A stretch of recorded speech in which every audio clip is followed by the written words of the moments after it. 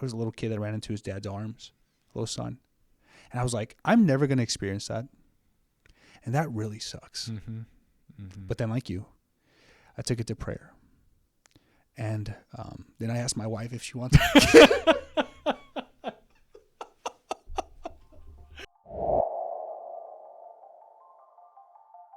What's up, guys? Welcome to another episode of Logos Podcast. This is Max. This is Joey. And on today's episode, we're going to be covering the topic of celibacy and its relationship to the priesthood as Joey and I move along the seminary journey. What does celibacy mean? What is it? Partly because people think it's so weird. Mm-hmm. And in a sense, we have to admit, Joey, it is a little weird. It's weird.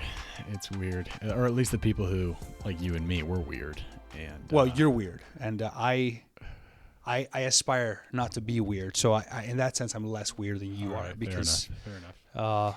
Yeah. But yeah, you're right. A lot of people are confused about priestly celibacy in the Catholic Church and often intrigued as to why it exists. So that's what we hope to kind of illuminate today on this episode, which I think will be really good. I think people are confused regarding celibacy, both in the Christian world, but also in the non-Christian world. I think especially in the non-Christian world. But before we get into that, how are you? I'm doing good, bro. ¿Cómo estás? We're really far away from each other because we have a new setup in here. This is weird. Do you like it? Yeah, I like you being further away from me. Well, that's not what I asked, but do you like the setup, Joe? Yeah, it's nice. Which includes my departure from your sphere of existence. My area, yeah. Max had to go and get a stand-up table for us because those are so cool, and he's finally learning. Can I just say yet again and defend myself that I've never been 100% against standing desks. My quarry, you want to know my quarry, people? I'll give you my freaking quarry here, right? My deal with standing desks is that I'm not going to carry one to class like Joey does, by the way, okay? I'm going to take a standing desk. I'll have a standing desk in my room, for example. Which you do. I have a standing desk in the Logos Podcast studio. I think that you're being a little unfair because I think at the very beginning of the standing desk movement, you were initially completely against them. You thought they were dumb. Possibly, but only because... And then you came around, and now every time I try to criticize you, you're like, bro, I've been on your team the whole time. I've never been on your... I'm still not 100% on your team because being on your team, the standing desk team, means taking them to class. The standing desk team is growing so quickly that our librarian at the seminary just had to contact me to ask me to send her a link to standing desks that she could buy for the library so that guys can use them in the library. You know what she doesn't do with that standing desk, however, is take it to the cafeteria. I don't bring it to the cafeteria. You don't eat on it, but you take it to the cafeteria. I'm carrying it from class through the cafeteria. It's a difference. I sit down at meals. He does sit down at meals. He's not Napoleon. I just think better when I'm on my feet. You ever heard the expression "thinking on your feet"? It's an expression for a reason. It is an expression for a reason, and I am pro standing on your feet, thinking on your feet, working even praying on your feet at times. You know, one of the seminarians came up to me and told me that his standing desk has gotten him almost completely off caffeine because he used to have to drink coffee in order to stay awake in class when he was sitting down. But now when he's standing up, he's alert, he's awake. And anyways, so we're doing well. We're doing really well. We have nothing to complain about other than the fact that Joey takes a standing desk to class. We're approaching the end of this academic semester. Last week of class, and then next week is finals week. Although by the time people are hearing this, it'll be finals week for us. That's right.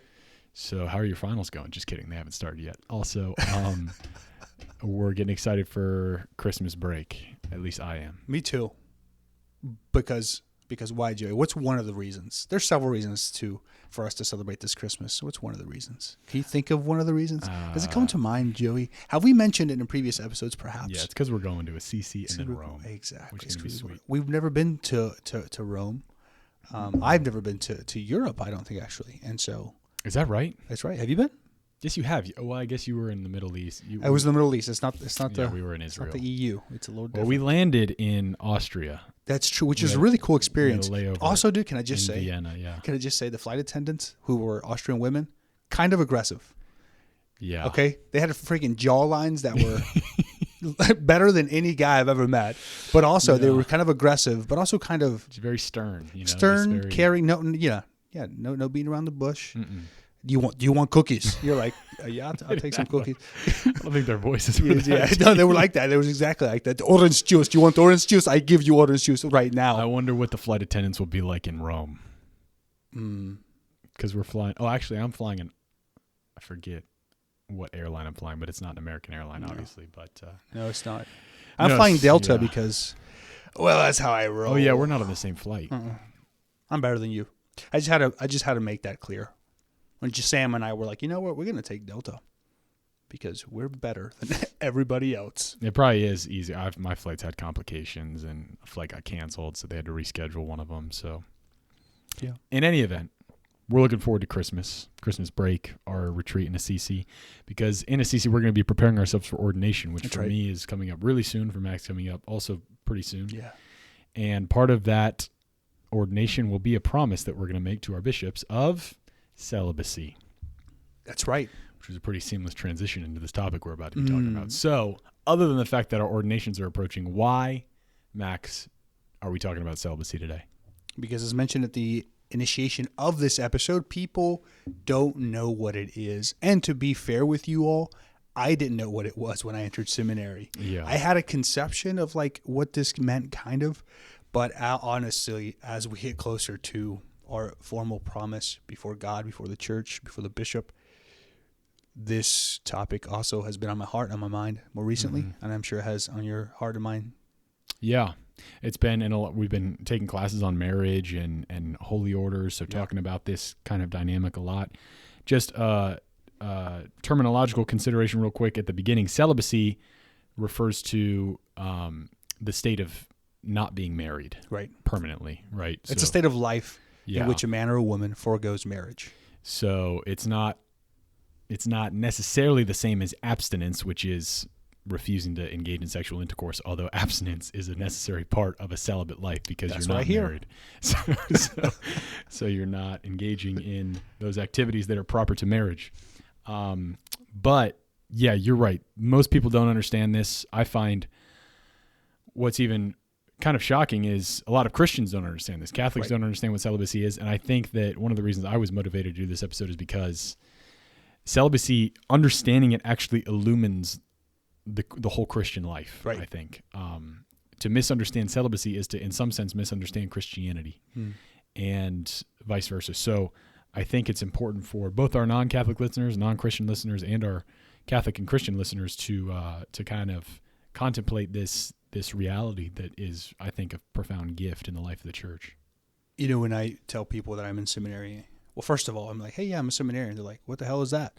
I'm like, well, a seminarian, is actually a guy who in the Catholic Church is at least studying to be a priest. They're like, wait, priest, y'all can't get married, right? Right. Yeah. You can never have sex, right? I'm like, what? I was like, wait, nobody told me that, But there's this deep, kind of sense in people who kind of ask me these questions and seek to know what I'm doing that can't fathom a life without intimate union with a woman or a woman with a man in the religious life. It is. It's weird. It's certainly countercultural in our hypersexualized world that we live in. But a lot of people think it's unnatural, right? Because, sex is a natural thing. It's a good thing. And so it seems like not engaging in that activity, not getting married is unnatural. But what we're going to hopefully show throughout the course of this episode is that celibacy, it's not unnatural, but it's supernatural. Supernatural.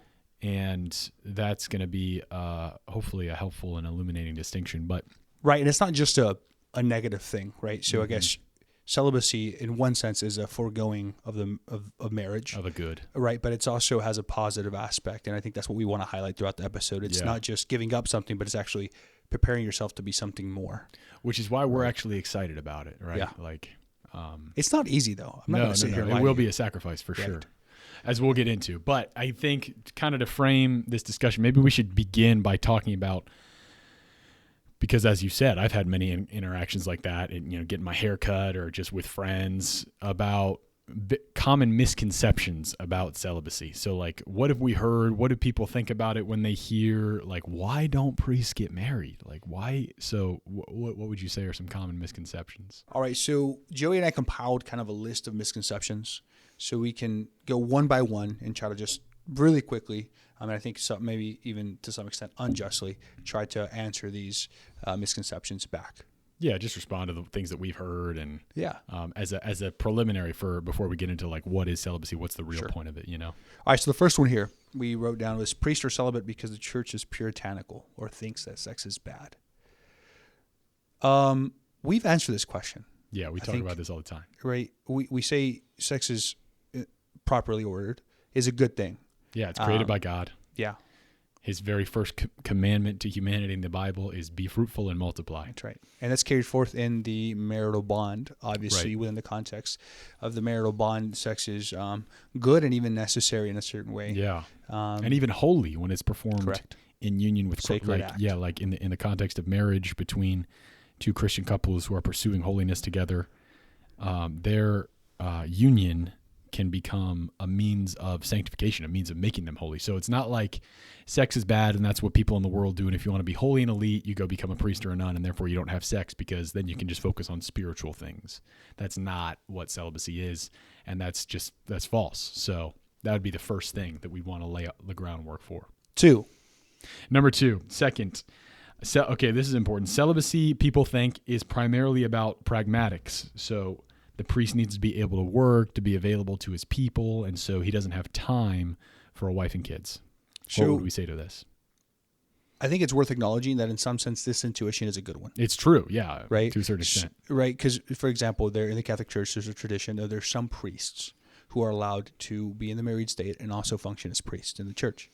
Okay, I would venture to say that they would admit that having a family makes it much more difficult to invest their time and energy and life into the ministry that they were given, right? And so the celibate man is truly, in mind, body, and soul, able to give themselves to their ministry, and I think in a good, wholesome, and effective way. But he's not just an employee. Yeah. He's not just a social worker. That's well said, yeah. Right? He's not just a social worker. And he doesn't give up marriage and sex so that he can be the best possible social worker, right? That's not the point. Correct. It's more of about the relationship that he is fostering by means of renouncing the goods of marriage and family life. So again, it's not an ability to do better work. It's an ability to be more present to his people and to be a gift to God. Yeah, right? That's well said. So yeah. Okay, what's our third common misconception about priestly celibacy that we hear all the time? Not our misconception, other people's misconception. Yeah, but the one that we've written down in order to address. People have an idea that if priests were able to marry, and I think this is a big one, if priests were able to marry, more men would enter the priesthood. Right? Vocations to the priesthood and religious life are decreasing. So what do we do to cope with this? We allow marriage to take place within the priestly role, within the priestly office. Boom, solve the vocation problem. Boom, see you later. No more vocation numbers decreasing, which is not true. No. Like, first of all, I think we can look around to other denominations, like, let's say, the Anglicans, for example. Who have married clergy, right? Who have married clergy. Or the Methodists have this idea of a clergy-ish. The Episcopals. I mean, you can look around and see that the churches who have opened the avenue for celibate priests to now enter into the marital union, which is good and wholesome. However, it does not function well within the priestly role. Yeah, and it doesn't necessarily foster more vocations, right? Right. And for me personally, people ask me all the time, like, don't you wish you could get married or something? Kind of thinking along these lines, like, Right. We don't have enough priests. If we could just allow them to marry, there'd be so many more. For me personally, what was attractive about the priesthood was the self-sacrificial love that this vocation entails, and like the radical commitment to the Lord and to his people.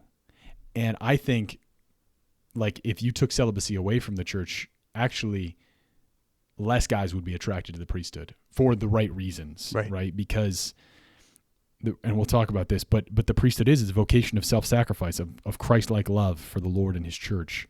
And if celibacy is not there, I think you lose one of the most attractive elements about it for young men. And I would also venture to say that if, let's say, the possibility for priests to be married opened up, I'd venture to say a lot of priests actually wouldn't take that direction. I think as we've been discerning celibacy, that's a question I've asked myself all the time. Like, hey, what if tomorrow the church changed its rule, which it's not gonna, but what if she did tomorrow? And I honestly believe that I would still not get married and have a family. Not because those things are bad, but it's because, as we'll get into, I see celibacy as an incredible gift. And I think undergirding this misconception, bro, is the idea that the man or the woman have to express themselves sexually. Yeah. And unless they do that, they're not going to be happy. Mm-hmm. They're not going to be fulfilled. And so if somehow we open again, the church, I should say, speaking for the church here, opens a gateway for priests to be married, then they can express themselves. Finally be happy. They can be happy. They can be joyful. And so then the priestly office is kind of a cool thing to do also while you're married. Yeah. And so again, I think that's an erroneous misconception. Yeah. Yeah. So, okay, we dealt with that. Now let's see. Here's the one I've gotten interestingly enough from a lot of my work with the Hispanic community. Yeah, that's right. I'll get comments like this. So people think that priests are able to be celibate because they are special, because they're super strong, or because they have just like unbelievable willpower and are able to just overcome the desires of the flesh in a way that, normal lowly people aren't able to do. Which is true.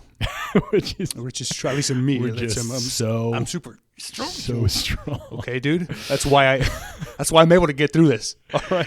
But I've had, I think a lot of Hispanic men actually Yeah. say to me, like, I could never do what you do. Dude, I'm not that strong. I have uncles. Every time we're together, we're like, dude, hey, like they dap me up, They're like, dude, honestly, you're so much stronger. I could, you're a much better man than I am. And I'm like, you don't know. No, I think that's coming from a good It place. is. It's coming from a respect for the priesthood. true. I think kind of an admiration for the lifestyle, but maybe even an idealization. yeah. So what would we say? Why do you think? Why is there a problem with that? Well, I think because, like, first of all, we say that the call to celibacy is a call. It's a gift given by God. The ability to carry it out isn't on the man's merit by any stretch of the imagination. It's a gift given by God to be able to, first of all, choose such a vocation, to be given such a call, and then to live out that vocation joyfully, that calling joyfully. Yeah, I'm convinced that priests, celibates, and this applies to, we're going to be talking about priestly celibacy in particular this episode, but everything that we're saying probably basically applies to consecrated virgins, right? Correct. Women who join the religious life. Like, why are they doing that? Well, I would say that those people, we in our lives, we have to be weaker than other people. And what I mean by that is, if we're relying on our own strength in order to live out this life that God has called us to, we're going to fail miserably. If we're trying to just like white knuckle it and like, I'm going to be celibate and it's going to be great, we're going to crash and burn. Yeah. We need to know our weakness. We need to know that we can do nothing without the Lord. And in order to live out this life of celibacy joyfully and fully, we need to depend completely and at every single moment upon Him. And I think we have great witnesses through the church's tradition of that reality. Yeah. Right. The virgins of the church. Mm-hmm. Priests. How many good priests do we know right now who are living there joyfully? Yeah.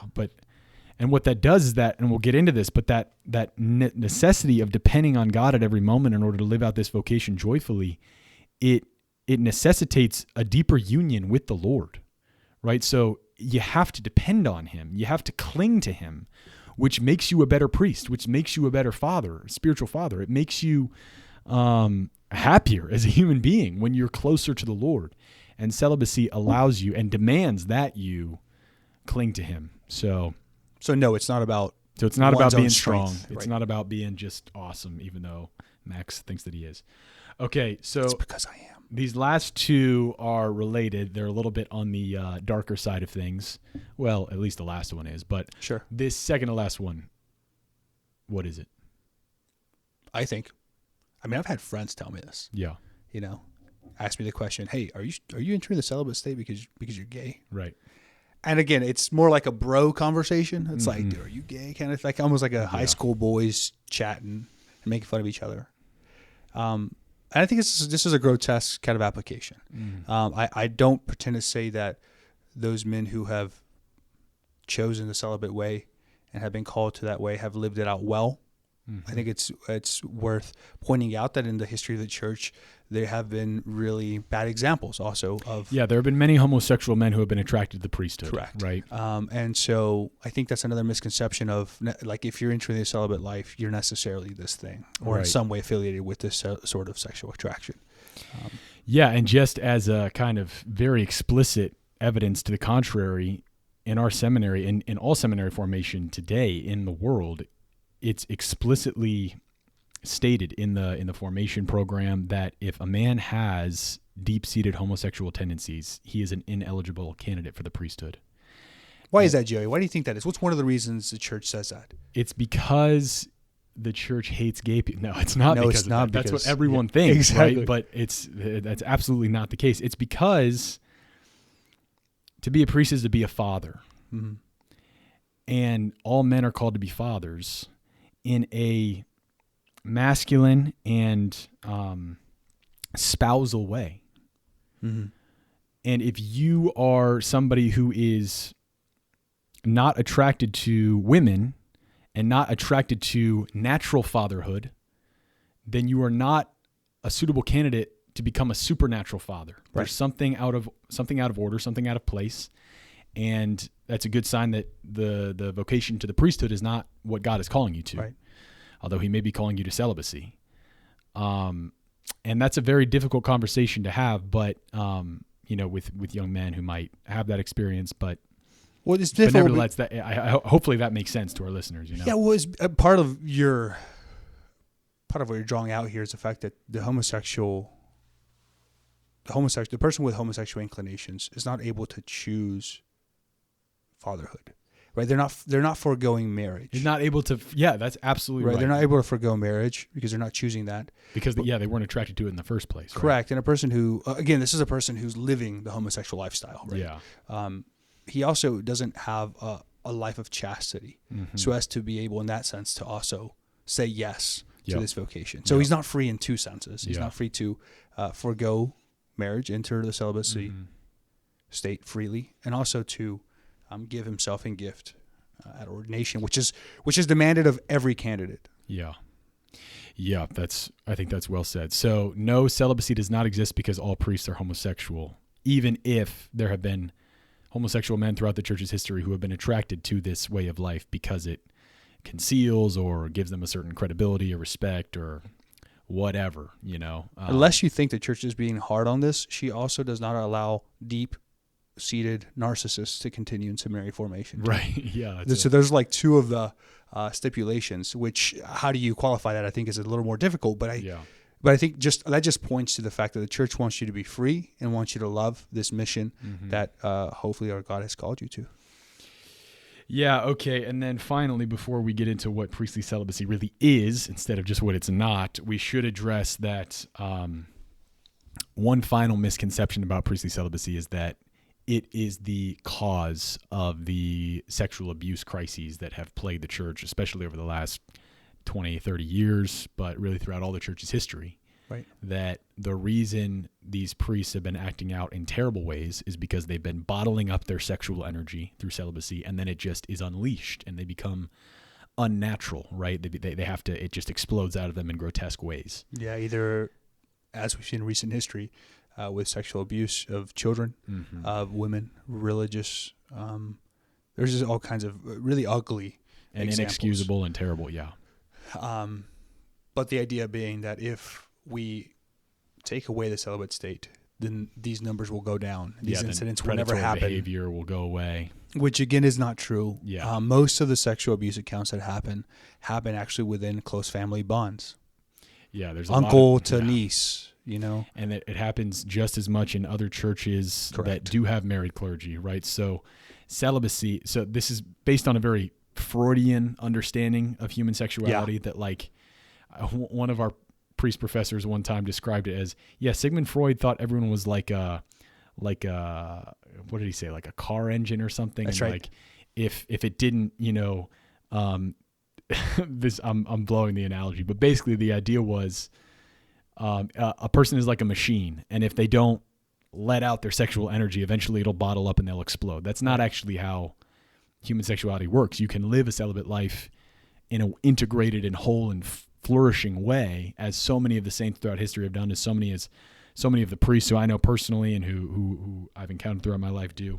So, yeah, that's an important kind of clarification. Yeah, because the married person isn't necessarily living a healthier sexual lifestyle good or a point. lifestyle more generally. Yeah. So again, that's another, I think, misconception that needs to be reconsidered. And again, as we mentioned, it's the actions done by priests, religious, whoever, of sexual abuse are unexcusable. inexcusable. Is that the word? Inexcusable. Inexcusable. But it's not the case that the man who's entering the celibate lifestyle is in any way engaged into that kind of behavior, but also that he's not. It's not also not true that to take away celibacy will reduce the numbers of these cases. Right. And I think an interesting point too is the fact that one of the reasons that the church is so easily to attack on this front is because it also attests to her unity, her organized body. Right, the church is one entity, and so when something like this happens, it can become headline news. It can become public and a very on a global level. Whereas when this happens in other denominations, let's say a local small church, it's hard for that to reach. You don't, for whatever reason. Yeah. And so I think it's also important to point out here. So these are all the things that celibacy is not. All the misconceptions, and many more, I'm sure. Right there. So there are many more out there, but these are the prominent ones that we hear all the time as we're getting ready to embrace this life. But what is celibacy really about? Oh, are you asking me? No, I was just musing. Isn't that what a podcast is? The coming together of musings. That's pretty deep. What can I say? I'm a deep man, Joey. Huh? I'm a deep man. I'm glad you're figuring that out just about. Should I answer this question, or are you going to answer? I think you should answer this question, Joey, mainly because I want you to, and I just kind of want to sit back and listen, see if you get it right. Priestly celibacy is really about, let me phrase it like this, the real reason that priests are celibate. Right now it's a B-, I gotta say. Okay, all right. Give me a chance here. I can redeem myself. All right. The real reason that priests are celibate. It's nothing that we've said so far. None of these common misconceptions. That's a B+, maybe. But it's because priests are living the life of heaven, even here now on earth. Okay, C+. C+. We had, in fact, we're reading Canta La Mesa's book on virginity for our Holy Orders class. And one of his quotes is that priests, celibates, virgins, they don't actually give up marriage. What they give up is lifelong union with a creature. But they are united in a spousal way to the Creator. And they renounce the goods of marriage and family and sex. Not, again, because those things are bad, but for the sake of clinging with an undivided heart to the Lord. And that relationship is necessarily exclusive. Yeah. Right? So because he has this, again, undivided heart, this orientation, full in body, soul, mind, to God, this relationship becomes exclusive, and he's not to enter into any other sort of bond. Yeah. And as we're going to get into, the beauty of celibacy is that it can be joyfully lived because God is actually enough. So that's what celibacy is about. Let's talk about the history of it. So I think it would be helpful for our listeners, because a lot of people don't know this. Yeah. To just brief overview of the history of this practice within the life of the church.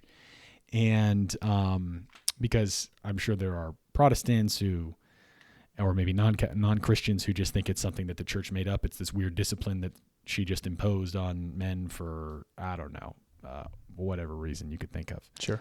But let's talk about the history of it, and then we can get into some of the deeper kind of theology and beauty of celibacy. So should we begin actually before the church existed, in the Old Testament with the Jewish people? Because they had priests, right? So did the Jewish priests practice celibacy? They did not practice celibacy as we know it. Then why are we talking about I don't know. Let's move on here. No, they did, however, practice abstaining from the sexual act with their spouse. For a period of time. Correct. Right? Before, right. So back in the old, for the Jews, celibacy was not a thing. That would have been a foreign concept to them. Well, right? because part of the reason here to contextualize this is they carry forth the family name, the religion, according to the heirs that they produce. Yeah, their religion was their nation, their ethnicity, right? It was all bound together. Their race and religion are one. Right, so. That's well said. Right. So in order to continue the people of Israel, you have to continue producing children. Correct. So like to not get married, to forgo that responsibility of bringing forth new Israelites would be sinful. It'd be wrong. Yeah. So they didn't have this conception of renouncing marriage. However, it's interesting to note, as you mentioned, that the Levitical priests who ministered in the temple in the Old Testament, in the Jewish religion, the law did prescribe and they did practice continence, abstinence from sexual relations in the period of time leading up to their turn that they would have to minister in the temple. That's right. And that's interesting, isn't it? Yeah, it carries with it a lot of connotations. And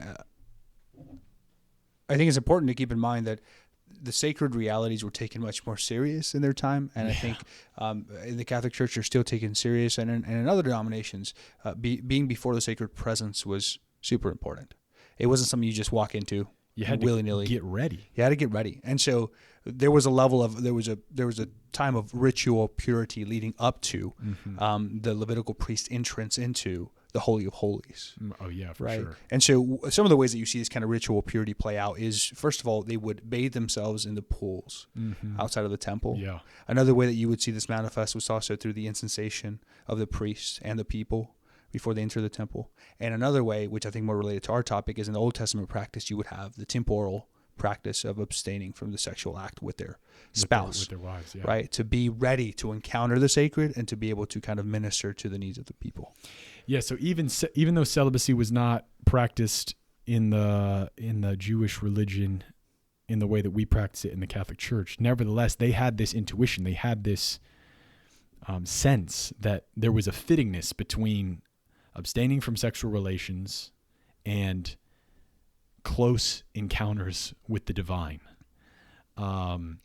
which is what actually is going to end up getting fulfilled in Christ in the New Testament. I want to point out one group within the Jewish tradition. Yeah, that is important. So, and this is actually where we say is St. John the Baptist was a part of. Probably. That's my hypothesis. That's some biblical scholars' hypothesis. John Bergsma has a great book, Jesus and the Dead Sea Scrolls. You should read it. That's his hypothesis too. He killed the Dead Sea Scrolls, actually. That's a great joke, huh? Really good. Yeah, thank you. Right, so the sect was called the Essenes. We hear Yeah. about them in I think it's in the Old Testament, New Testament. They're not. We don't know about them except for through the Dead Sea Scrolls, which we found in the 20th century. And you and I got to visit this spot And where they we were found. visited the Qumran caves Right. in which they were found by accident. They had been preserved miraculously, and they've given us so much information about the Judaism in the time of Jesus, but Sure. also this very particular, almost monastic community of That's right. Jews who lived in these caves. According to a rule of life, they contemplation. Yeah. They had a lot of fasting, like kind of asceticism was kind of their thing. Right. All that to say, they were a celibate people, a celibate sect within the Jewish tradition. That points to this reality that I think you mentioned is intuitive almost to anybody who's trying to be close to God. Yeah. And they were celibates. They refrained from marriage for a very particular reason, namely, they were expecting the coming of the Messiah very soon. Mm-hmm. So it was a messianic expectation, an expectation that the Lord would be coming, that they were like, nothing else matters. We're just going to live as we are and get ready for him. Which I think shows you the connection between the celibate life and anticipation of union with the Lord. So that's important. That's the Old Testament, broad overview, right? But then this guy named Jesus shows up. Jesus, here's a cool guy. I hear here's a cool God guy. A big God guy, that guy. Honestly, I don't know a bigger God guy. The God man. The God man. The God guy. The God dude. Lord, no, that's a little irreverent. I'm sorry. You got to be careful. But he shows up, and he taught a lot of things that kind of blew the Jewish people's minds. But one of the craziest things was his teaching on marriage and then celibacy. Right? So in the 19th chapter of Matthew's gospel, he has a conversation with the Pharisees in which he tells them that, or I think it might be in chapter 18, 19, somewhere around there, but he's talking about marriage. Yeah. And he says that anyone who divorces his wife and remarries another commits adultery. Boom. That's also new to the Jews. Which is also new to the Jews. Because they're like, bro, our man Moses is how they said it was cool for us to write a bill of divorce to our wives. But Jesus said from the beginning it was not so. This was not God's original plan for marriage. What God has joined together, let no man put asunder. And so that blew their minds. And then the apostles, they're so blown away by this. They're like, Lord, if this is the case, it's better not to get married. Amen. And then you want to read the quote from Matthew 19? This is Matthew 19, 10 through 12. He said, his disciple said to him, again, pointing out to this foregoing of marriage, his disciple said to him, if that's how things are between husband and wife, it's better not to marry. But he replied, not everyone can accept what I have said, but only those to whom it is granted. For there are some whom are eunuchs from their mother's womb, and some who were made by other men. And there are eunuchs who have made themselves so for the sake of the kingdom of heaven. Let anyone accept this who can. So what do you think about that, So homie? this is interesting, right? First of all, the word eunuch can seem a little weird. Yeah. It always seems a little weird when I read it, because eunuchs actually were people who couldn't engage in sexual relations for some reason. And Biological reasons. Or people like, I think slaves were sometimes castrated so that they could serve in the king's court without any complications. Or So this is not exactly the connotation we're trying to draw out here. Yeah. So he uses this word, or it's often translated in this way, but it's important to understand in context. We can understand eunuchs as people who abstain from marriage, right? People who do not get married. And so Jesus says there are some who are eunuchs from their mother's womb. So some people, because of biological reasons, genetic reasons, are unable to get married, engage in sexual intercourse, right? Right. There are others who are made so by other men, and I think this is what he's talking about. That was often a punishment for criminals or slaves. Mm-hmm. But then he says, and there are some eunuchs who have made themselves so for the sake of the kingdom of heaven. Well, there it is. And this is radically new, right? The Jews had never conceptualize something like this, abstaining from the commandment to be fruitful and multiply that God gave to Adam and Eve in the garden. Why? Precisely for the sake of the kingdom of heaven. This is strange.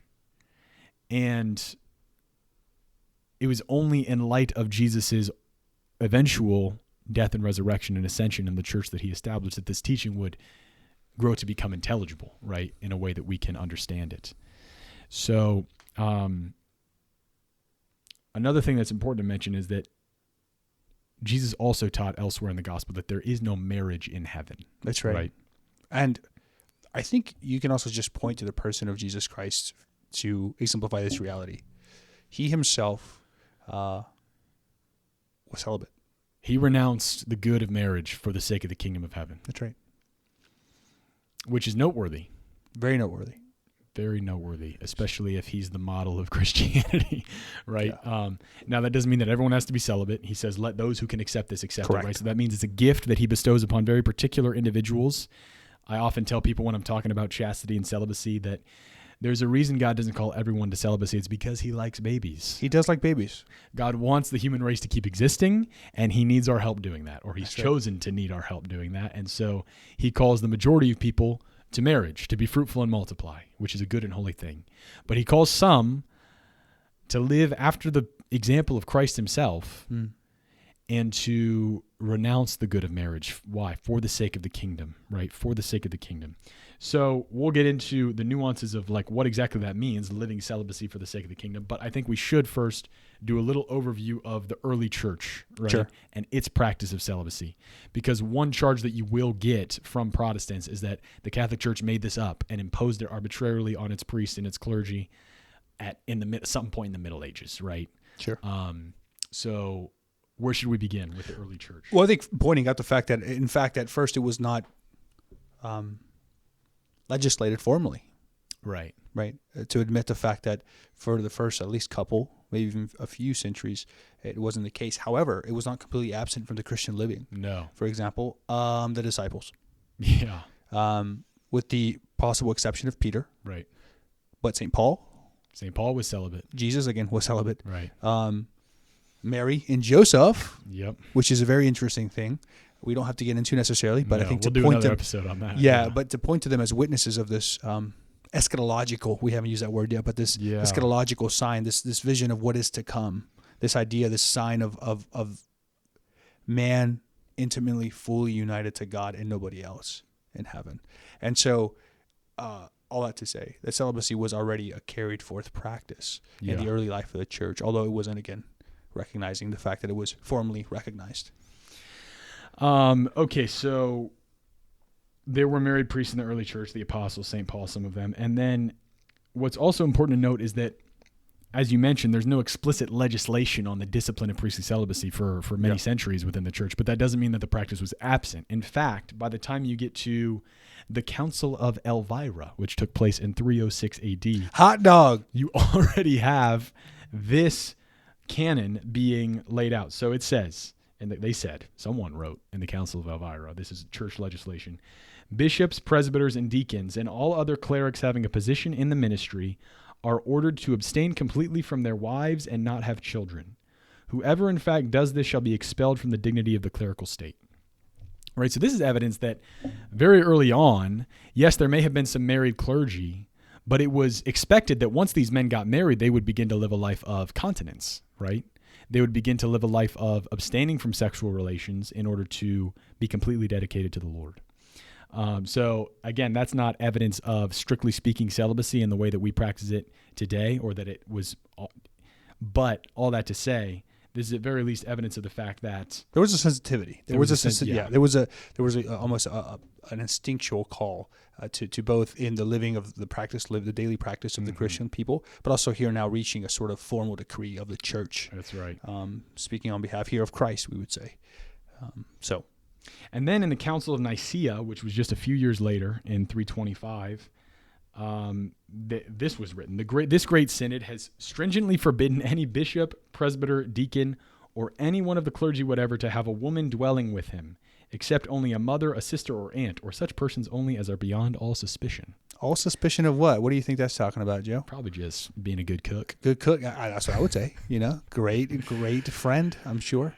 No, that's so this is, as early as 325, right? So early in the life of the church, this is already pretty much being declared as an expectation of the clergy, right? That they should abstain from marriage. So here you have two examples in the early life of the formal legislative living of the church. Yeah. That point to the celibate state as an ideal reality, at least. Yeah. And there are other documents, other evidences outside of the ones we're going to present right now, bearing witness to the fact that this was a common practice, a common expression of the priesthood throughout the life of the early church. But the reason people usually think that it just got made up in the 12th century is because it was in the 12th century where the church, for the first time, formally declared in a universal manner that this was going to be a practice for the church. At least in the West. At least in the Western church, right? Right. So this was at the Lateran Council, the first Lateran Council, in 1123. The practice of celibacy was then made universal. Yeah. And so in that sense, you people who think the church didn't make it formal until the 12th century, you would be correct. But I think it's very important to note that this practice was already well underway before the 12th century and within the, as we mentioned, 3rd and 6th century.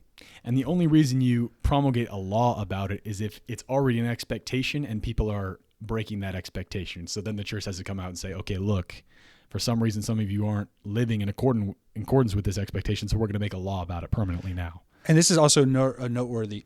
Namely, we mentioned the East briefly. The Eastern churches, The practice in the East varied. There was an interesting dichotomy here, right? So married men could become priests, but it was not the case that the other way around was so. Right. A priest could not be married. Yeah, once you're ordained, you can't get married, right. And that's true even in the Eastern churches. And bishops must be celibate. Mm-hmm.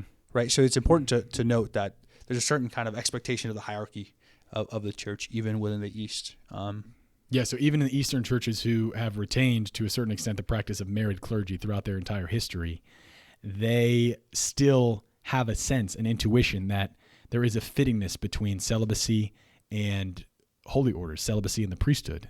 And they give witness to that intuition by only allowing celibate men to become bishops, which is the kind of the fullness of the priesthood, right? Sure. So now, having gone through all that history,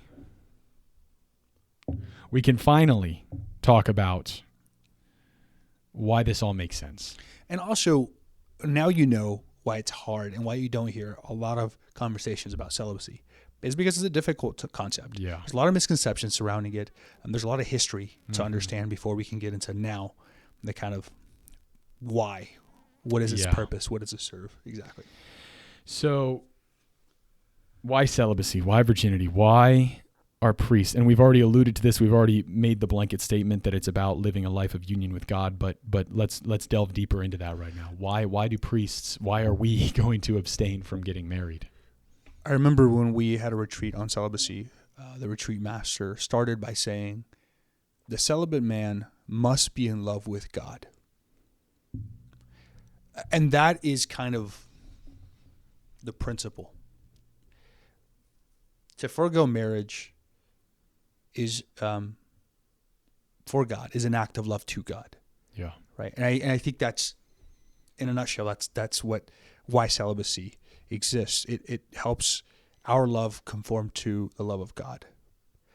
As we mentioned throughout the episode, it's for the sake of the kingdom, but motivated by love. Mm-hmm. That has to be the principal reason why the celibate state is seriously considered, because it's from love that we were given that gift to begin with. The priest is supposed to be a bridge, right, between God and man, right? He's conformed to the one mediator, Jesus Christ, right? And he, in his priestly activity, serves that function, right? Sure. He brings God to people and he brings people to God. The priest is expected to have an intimate relationship with the Lord. And celibacy fosters that. Celibacy makes that actual. It makes it possible. And that love infuses into the rest of his ministry. Infuses in how he preaches a homily, how he celebrates the Mass, hopefully, how he treats people, right? How he goes to the car wash, how he pays the bills for the church, how he conducts his meetings. But it's first and foremost to express the eschatological vision. The end times. The end times, the reality that is to come. Yes. In heaven. That he should be doing that here and now in the way that he lives. And I'm not pretending I'm not naive in regards to the fact that this is not oftentimes lived, but that's what the church calls the celibate to live. Yeah. Okay, so let's talk about that for a second, because I mentioned briefly that Jesus, in addition to teaching that divorce and remarriage wasn't okay, and in addition to teaching that celibacy for the sake of the kingdom was now going to be a thing in the life of the Christian people, he also taught that in heaven they will neither marry nor be given in marriage, right? That marriage is a reality that exists in this world. Right. And it won't exist in heaven. That doesn't mean that you won't love your spouse who you have now in heaven. You'll love him better or her better in heaven than you do now. But you won't be married anymore. And the reason is marriage, and we've talked about this too in our episode on marriage and throughout multiple episodes, marriage is a sign. God created marriage to be a sign of the reality that will exist in heaven, namely Correct. The union between God and his people. And it is beautiful how in all of the portrayals of Scripture in regards to how the final judgment is carried out positively, we have the wedding banquet. The wedding banquet. That's the image we have. That is the marriage. Correct. Between God and his people. Yeah. And when you have throughout the Gospels an anticipation of heaven, like the coming of Jesus Christ, the second coming of Jesus Christ, it's get your garments ready, get your wedding lantern ready. Yeah. This is whole imagery of the wedding. As a bridegroom marries his bride, so will your builder marry you, says Isaiah. Correct. Right? So this is the marriage that we're all created for. And marriage here on earth is a sign of that reality. It points us to that, so that when I see a husband and a wife loving each other, sacrificing for each other, I get a little sense of what heaven is really going to be like. But when we get to heaven, that sign will pass away because the reality will be present. And so what the priest does by living celibacy, what the virgin does by living consecrated virginity, is they begin to live that reality even now. Right.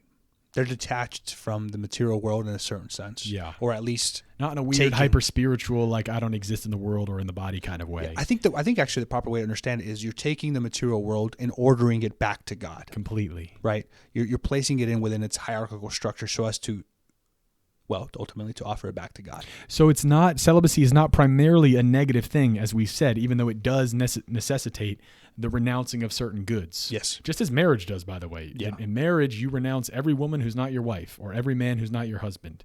And you sacrifice yourself unceasingly for the sake of your spouse and your child if you're living out the marriage fully.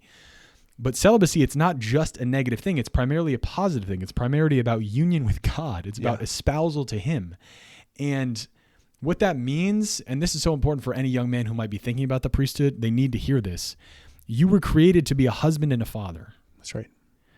And if you're called to the priesthood, as Max and I are, that potential within you to be a husband and a father is not going to be suppressed or negated. It's going to be fulfilled, just in a different way than it would have been had you been called to marriage. And in fact, if it doesn't exist, as one priest told us, then the priesthood is not for you. Right. If you're not, as we mentioned earlier, if you're not feeling called, if you don't have a desire to be a spouse and to be a father, then you're not called to be a priest. You won't be a good priest. Sure. Because a priest, even a celibate priest, is a spouse. It's a spouse of the Lord and a father for his people, a spiritual father for his people. So that's super important. And I want to kind of encapsulate what we've covered so far in regards to why the priest or why the virgin is celibate. For the sake of the kingdom, out of an act of love, to have an undivided heart. Yeah. Right? And to be a prophetic sign. Yeah, talk about that a little bit, the prophetic sign. So what does a prophet do? Right? A prophet is a messenger who typically foreshadows a future reality. Yeah. Right?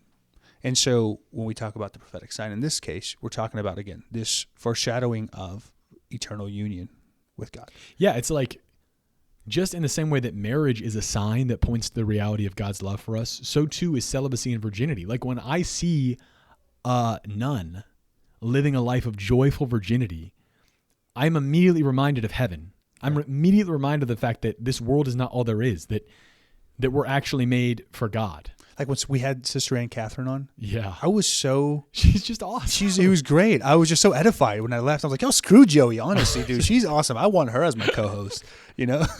It's true. It's true. And the same thing for priests. Ideally, if priests are living their celibacy joyfully and authentically, when you see a priest, you should be reminded of heaven and of the Father.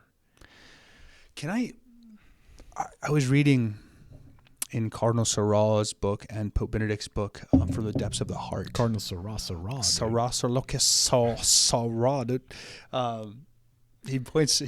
They talk about celibacy, and this book had a lot of controversy surrounding it for no good reason. Benedict, Cardinal Sarah, even Pope Francis. What I'll tell you, there was he wrote the foreword, didn't he? That's right. There was undue kind of. I don't think he did. But all that to say, there was undue controversy surrounding this book. But one of the points he makes in that I think is really beautiful is that oftentimes those who desire to do away with celibacy, right, whether it be a priest or religious or whoever, it's his experience, and he's convinced that the reason that people try to do away with celibacy is because they themselves have never experienced the gratitude of the faithful for their life, for their vocation, for their offering. So it's almost as if they're living the whole priesthood or their whole sisterhood or nunhood without ever being thanked for their full offering to God. And that's not just on human terms, like, oh, thank you, Father, for doing this thing. No, it's like by the faithful expressing gratitude, they're helping the religious, the celibate, enter into the dynamic of faith. Yeah. The dynamic of faith into their office as celibate people. Yeah, that's really interesting that you say that, because like I'll have well-meaning Catholics come up to me and say, oh, wouldn't it be nice if you could get married? And it kind of hurts. It does. You know? It's like, no, I'm doing this because I love God and I love you. And these people are not meaning to offend me. Correct. They want what's best for me, I think. But to your point, you know, to experience the gratitude of faithful believers who know the sacrifice and who see the value of it is super encouraging and uplifting. It's because they intuit that your life is worth fighting for. They see the priest, they see the religious sister or the nun as somebody worth protecting. And when I think they have an experience with a religious sister or a nun or a priest who lives this vocation out well, they're almost enraptured into a bit of heaven. Yeah.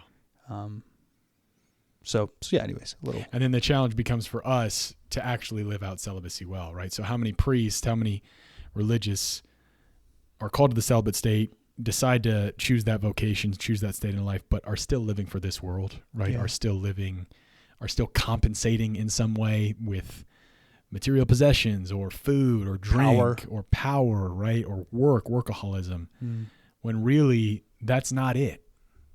Like the reason you chose this state was to cling to God. And from that flows the good work. Yeah. From that flows the good homilies. From that flows the mowing the lawn. And the practical dimension is important to incorporate your work, but that's kind of almost subordinate to the fact that you're reflecting a heavenly reality. Yeah. Your undivided love for God reigns, and that you're this prophetic sign. So all of your work kind of flows from that, not the other way around.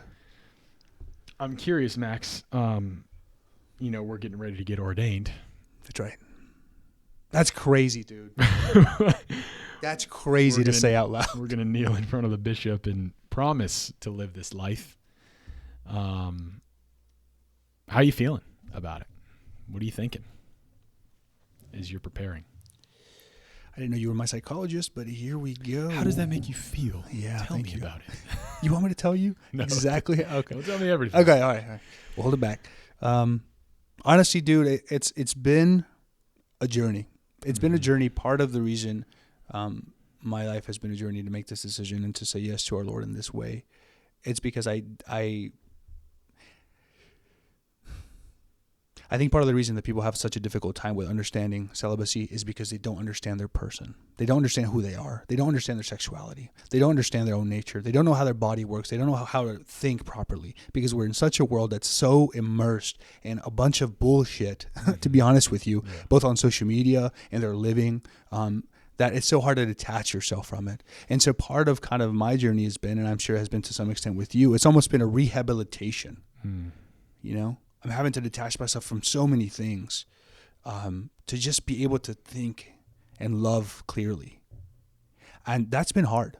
Yeah. Because it's almost like a mini exorcism has been taking place. But as I approach the call through grace and nothing more really, I'm feeling happy. And at the times when even this walk seems treacherous and seems difficulty, without even having made the formal promise, I am most happy. I'm the most happy I've ever been. Then would I not be in seminary? Would I not be pursuing and trying to live out this chaste and celibate lifestyle? And I think that's indicative of the reality that I'm going to promise within a few months. And so that's kind of where Praise I God, am. dude. That's awesome. Yeah. What about yourself? No, I'm not sharing what I think. Okay. Well, that's making you share. not good. We'll talk about it after. No, I say a lot. I'm going to try to stop saying That's so weird not to say it. You almost did. There have been multiple points throughout my seminary journey, which is now in its 7th year, which is crazy, where I'll be somewhere and I'll see a beautiful girl. Or I was somewhere the other day and I saw a father walking up to, I was at a church, father walking up to receive communion, and his daughter, his like 2-year-old daughter, was walking up next to him, holding onto his pant leg, just blindly following wherever his leg led her. It was beautiful. And so there's just been many moments like that throughout my journey where I've seen the just immense beauty of women or of just married life or fatherhood, biological fatherhood. And obviously my heart is moved towards that. And then I have to take that to prayer, and I'm like, Lord, what do I do with this? And every time that's happened, without fail, like, he always brings me back to this conviction that that desire is going to be fulfilled, Joey, but I'm calling you to do it in a different way. And as you mentioned you're happier than you've ever been. That's the case in my life too. As I prepare for this, you mentioned that you're it's joyful. Like as I have prepared for this life, I have begun to desire it more and more. That's it. And that is as clear a sign as I can hope for from the Lord, really, that this is what he's made me for. That like, as I'm doing his will, as I'm pursuing him, he is fueling me with more love for him and more desire for this gift. And I really did mention, like, I do see celibacy as a gift. I do. As something that I've been called to. And I'm excited to give my life away to God at ordination in an exclusive and irrevocable way, and also terrified because, again, it's not because I'm strong. It's not because I'm super great. It's not because I just feel like I'm gonna walk in there and just like have everything under control. But it's because Jesus Christ promised us that Yeah. He would give us the ability to do this well. And I'm excited because I know it's gonna make me depend on Him more. Like, it's gonna Yeah. make me love Him more because I won't have any other choice, and I want that to be drawn out of me. Yeah. So that's kind of how I'm feeling, which is beautiful, and I'm very thankful. Yeah. And I like that when you mentioned the fact that you struggled. I didn't like that you struggled, but I think it's a good point for our listeners to know that like there are portions of the celibate training as we are, but I'm sure the celibate life more generally that you maybe want a spouse, you maybe want the marriage, you maybe want a family dinner, and I know that'll be the case even when I'm exactly, a priest, right? and so having experienced something similar, there was a little kid that ran into his dad's arms, a little son. And I was like, I'm never going to experience that. And that really sucks. Mm-hmm. Mm-hmm. But then like you, I took it to prayer. And then I asked my wife if she wanted